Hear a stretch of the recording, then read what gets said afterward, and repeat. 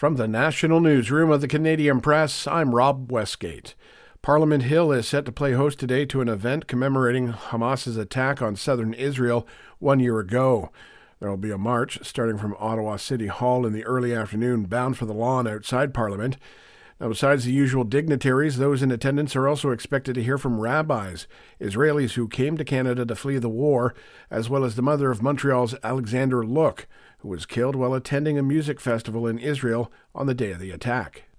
Now to the ongoing conflict itself. The Israeli military says it's entering a new phase of the war against Hamas and is ordering new evacuations in northern Gaza.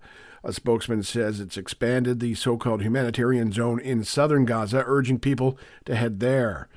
Palestinian residents have already reported heavy Israeli strikes in the north. Photos and video footage are also circulating online, showing a column of tanks heading toward the area and the town of Jabalia. Now to the political front, where the leader of the Saskatchewan NDP is promising to improve health care and build a new school if elected in the upcoming provincial vote. Carla Beck made the vow while campaigning in Moose Jaw yesterday, next to former Premier Lorne Calvert. They say the community's current elementary school needs to be replaced with a new construction floated by an NDP government. Saskatchewan Party leader Scott Moe also campaigned in Moose Jaw yesterday, where he summarized policies he's announced so far. The call has gone out to Nova Scotia, New Brunswick, and Newfoundland and Labrador to add electric school buses to the province's fleets. Ecology Action Centre says there are serious risks for children who ride gas and diesel-powered school buses. The Halifax-based environmental group says the shift to electric is needed to avoid adverse environmental and health effects on children. There are currently 129 electric school buses in the region, but 107 of them are in PEI.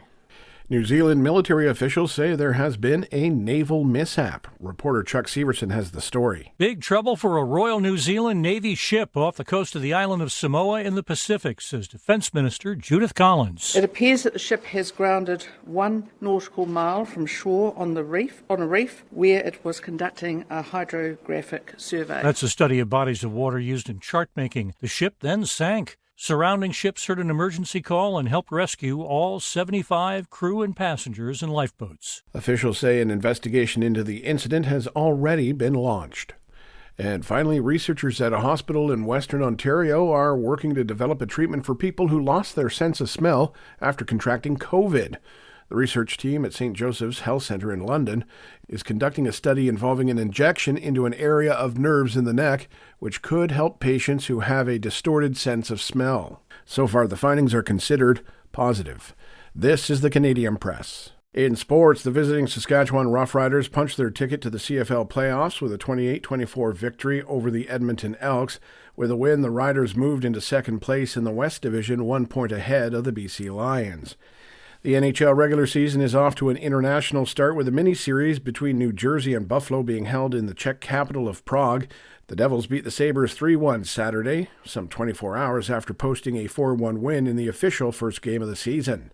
Shane Pinto scored 3 times and added an assist as the Ottawa Senators wrapped up their NHL preseason schedule with a 4-2 victory over the visiting Montreal Canadiens. Now looking ahead, the Green Bay Packers have suspended wide receiver Romeo Doubs for the next game, which will be against the Los Angeles Rams, for what they describe as conduct detrimental to the NFL team. Doubs had not practiced on Thursday or Friday. The Packers said at the time that he was dealing with a personal matter. From the Canadian Press, I'm Rob Westgate. Thanks for listening. Don't forget to follow and subscribe.